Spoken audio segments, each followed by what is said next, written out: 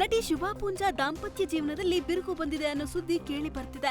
ನಟಿ ಶುಭಾ ಪೂಂಜಾ ಡಿವೋರ್ಸ್ಗೆ ಅರ್ಜಿ ಸಲ್ಲಿಸಿದ್ರ ಅನ್ನೋ ಪ್ರಶ್ನೆ ಮೂಡಿದೆ. ಇಂದು ಫ್ಯಾಮಿಲಿ ಕೋರ್ಟ್ಗೆ ದಂಪತಿ ಹಾಜರಾಗುವ ಸಾಧ್ಯತೆ ಇದೆ. ಜನವರಿ 5, 2022ರಲ್ಲಿ ನಟಿ ಶುಭಾ ಸುಮಂತ್ರನ್ನ ಮದುವೆಯಾಗಿದ್ದರು.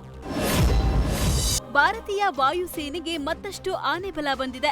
ಸುದರ್ಶನ ಚಕ್ರ ಎಂದೇ ಕರೆಯಲ್ಪಡುವ ಬಹುನಿರೀಕ್ಷಿತ ದೀರ್ಘ ಶ್ರೇಣಿಯ ವಾಯು ರಕ್ಷಣಾ ವ್ಯವಸ್ಥೆಯಾದ S-400 ಟ್ರಯಂಫ್ ಕ್ಷಿಪಣಿ ವ್ಯವಸ್ಥೆಯ 4ನೇ ಘಟಕವನ್ನು ರಷ್ಯಾ ಭಾರತಕ್ಕೆ ವಿತರಣೆ ಮಾಡಿದೆ. ವರ್ಷದ ಹಿಂದೆ ಪಾಕ್ ವಿರುದ್ಧ ನಡೆದ ಆಪರೇಷನ್ ಸಿಂಧೂರ್ ಕಾರ್ಯಾಚರಣೆ ವೇಳೆ ಈ ಸುದರ್ಶನ ಚಕ್ರ ಹೆಸರಿನಲ್ಲಿ ಕ್ಷಿಪಣಿ ವ್ಯವಸ್ಥೆಯು ಪ್ರಮುಖ ಪಾತ್ರ ವಹಿಸಿತು. ಜೊತೆಗೆ ಶತ್ರುಗಳ ಎದೆಯಲ್ಲಿ ನಡುಕವನ್ನು ಹುಟ್ಟಿಸಿತು. ಈ 4ನೇ ಘಟಕವನ್ನು ಪಾಕ್ ಗಡಿಗೆ ಹೊಂದಿಕೊಂಡಿರುವ ರಾಜಸ್ಥಾನ ವಲಯದಲ್ಲಿ ನಿಯೋಜಿಸುವ ಸಾಧ್ಯತೆ ಇದೆ ಎಂದು ತಿಳಿದು ಬಂದಿದೆ. ತೆಲಂಗಾಣದ ಕಮ್ಮ ಜಿಲ್ಲೆಯ ಸತ್ತುಪಳ್ಳಿ ಗಿರಿಜನ ಬಾಲಕಿಯರ ಹಾಸ್ಟೆಲ್ನಲ್ಲಿ 12 ಅಡಿ ಉದ್ದದ ಭಾರಿ ಗಾತ್ರದ ಹೆಬ್ಬಾವು ಪ್ರತ್ಯಕ್ಷವಾಗಿದೆ. ಇದರಿಂದ ಬಾಲಕಿಯರ ಹಾಸ್ಟೆಲ್ನಲ್ಲಿ ಕೆಲಕಾಲ ಆತಂಕ ವಾತಾವರಣ ನಿರ್ಮಾಣವಾಗಿತ್ತು. ಕೊಠಡಿಯಿಂದ ಶಬ್ದ ಬರುವುದನ್ನು ಗಮನಿಸಿದ 2 ವಿದ್ಯಾರ್ಥಿಯರು ಕೂಡಲೇ ಬಾಗಿಲು ಹಾಕಿ ಹಾಸ್ಟೆಲ್ನ ಅಧಿಕಾರಿಗಳಿಗೆ ವಿಷಯ ಮುಟ್ಟಿಸಿದ್ದಾರೆ. ಬಳಿಕ ಸ್ಥಳಕ್ಕೆ ಬಂದ ಅರಣ್ಯ ಸಿಬ್ಬಂದಿ ಹಾಗೂ ಉರುಗ ಪ್ರೇಮಿ ಹೆಬ್ಬಾವನ್ನು ರಕ್ಷಣೆ ಮಾಡಿ ಕಾಡಿಗೆ ಬಿಟ್ಟಿದ್ದಾರೆ.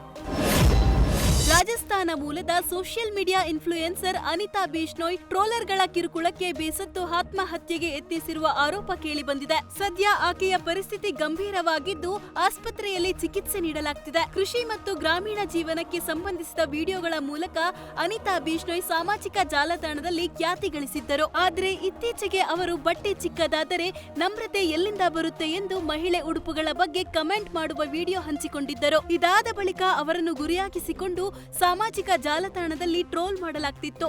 ಇದರಿಂದ ಮನನೊಂದು ಆತ್ಮಹತ್ಯೆಗೆ ಯತ್ನಿಸಿದ್ದಾಳೆ ಎಂದು ಅನಿತಾ ಬಿಷ್ಣೋಯ್ ಅವರ ಪತಿ ಆರೋಪ ಮಾಡಿದ್ದಾರೆ. ತಮಿಳುನಾಡಿನಲ್ಲಿ ಟಿವಿಕೆ ಪಕ್ಷಕ್ಕೆ ಸಿಗಬೇಕಾದ ಏಕೈಕ ರಾಜ್ಯಸಭಾ ಸ್ಥಾನವನ್ನು ಕಾಂಗ್ರೆಸ್ಗೆ ಬಿಟ್ಟುಕೊಟ್ಟಿದೆ. ಎಐಎಡಿಎಂಕೆ ನಾಯಕ ಸಿ.ವಿ. ಷಣ್ಮುಗಂ ಅವರು ಶಾಸಕರಾಗಿ ಗೆದ್ದ ನಂತರ ಮೇಲ್ಮನೆಗೆ ರಾಜೀನಾಮೆ ನೀಡಿದ್ದರು.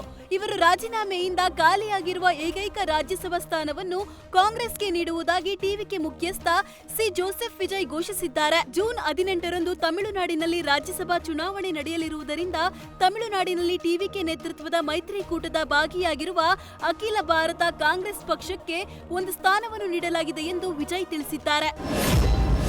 ವಿಜಯನಗರ ಜಿಲ್ಲೆಯ ಹೂವಿನ ಹಡಗಲಿ ಬಿಜೆಪಿ ಶಾಸಕ ಕೃಷ್ಣ ನಾಯ್ಕ ಅವರು ಅರ್ಥಪೂರ್ಣವಾಗಿ ಹುಟ್ಟುಹಬ್ಬವನ್ನ ಆಚರಿಸಿಕೊಂಡಿದ್ದಾರೆ. ಹುಟ್ಟುಹಬ್ಬ ಆಚರಣೆ ಅಂಗವಾಗಿ ಉದ್ಯೋಗ ಮೇಳ, ಸ್ವಯಂ ಉದ್ಯೋಗ ಮೇಳದಲ್ಲಿ ಆಯ್ಕೆಯಾದ ಉದ್ಯೋಗಿಗಳಿಗೆ ಕಾರ್ಯಾಗಾರ, ಕೇಂದ್ರ ರಾಜ್ಯ ಸರ್ಕಾರಿ ಕಾರ್ಯಕ್ರಮಗಳ ಕುರಿತು ಜಾಗೃತಿ ಮೂಡಿಸಲಾಯಿತು. ಹೂವಿನ ಹಡಗಲಿ ಪಟ್ಟಣದ ತಾಲೂಕು ಕ್ರೀಡಾಂಗಣದ ಆವರಣದ ವೇದಿಕೆಯಲ್ಲಿ ಜನಪರ ಕಲ್ಯಾಣಕ್ಕಾಗಿ ವಿವಿಧ ಕಾರ್ಯಕ್ರಮಗಳನ್ನು ಆಯೋಜಿಸಿ ಹುಟ್ಟುಹಬ್ಬವನ್ನು ಆಚರಿಸಿಕೊಂಡರು.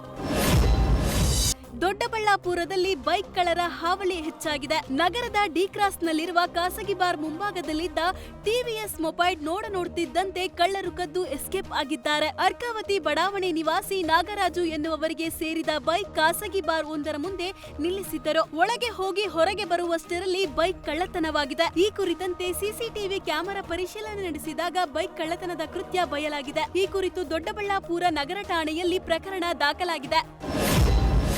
ತುಮಕೂರು ವಿಶ್ವವಿದ್ಯಾಲಯ 19ನೇ ಘಟಿಕೋತ್ಸವದಲ್ಲಿ ಚಿನ್ನದ ಪದಕ ಪಡೆದು ವಿದ್ಯಾರ್ಥಿಗಳಿಗೆ ಭಾರಿ ನಿರಾಸೆಯಾಗಿದೆ. ವಿಶ್ವವಿದ್ಯಾಲಯ ಘೋಷಿಸಿದಂತೆ ಚಿನ್ನದ ಪದಕ ನೀಡದಿದ್ದಕ್ಕೆ ವಿವಿ ವಿರುದ್ಧ ವಿದ್ಯಾರ್ಥಿಗಳು ಆಕ್ರೋಶ ಹೊರಹಾಕಿದ್ದಾರೆ. ಚಿನ್ನದ ಪದಕ ಪಡೆದ ರ್ಯಾಂಕ್ ವಿದ್ಯಾರ್ಥಿಗಳಿಗೆ ಸ್ವರ್ಣ ಲೇಪಿತ ಪದಕ ನೀಡದೆ ವಿವಿ ಮಹಾ ಎಡವಟ್ಟು ಮಾಡಿದೆ. ಪ್ರತಿ ಬಾರಿಯಂತೆ ರ್ಯಾಂಕ್ ವಿದ್ಯಾರ್ಥಿಗಳಿಗೆ ಚಿನ್ನದ ಪದಕ ಕೊಡದೆ ಅದರ ಬದಲಿಗೆ ಚೆಕ್ ಕೊಟ್ಟಿದ್ದಾರೆ. ತುಮಕೂರು ವಿವಿಯ ನಡೆಗೆ ಘಟಿಕೋತ್ಸವದ ಸ್ಥಳದಲ್ಲೇ ವಿದ್ಯಾರ್ಥಿಗಳು ಆಕ್ರೋಶ ಹೊರಹಾಕಿದ್ದು, ನಮಗೆ ನಗದು ಬೇಡ, ಚೆಕ್ ಬೇಡ, ಚಿನ್ನದ ಪದಕವೇ ಬೇಕು ಎಂದು ಪಟ್ಟು ಹಿಡಿದಿದ್ದಾರೆ.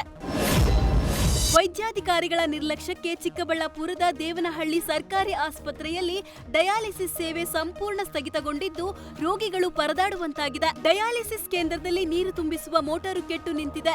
ಮೋಟಾರು ರಿಪೇರಿಗೆ ರೋಗಿಗಳೇ ಹಣ ತನ್ನಿ ಅಂತ ಆಸ್ಪತ್ರೆ ಸಿಬ್ಬಂದಿ ತಿಳಿಸಿದ್ದು, ಇದರಿಂದ ಸಾರ್ವಜನಿಕರು ಆಕ್ರೋಶ ವ್ಯಕ್ತಪಡಿಸಿದ್ದಾರೆ.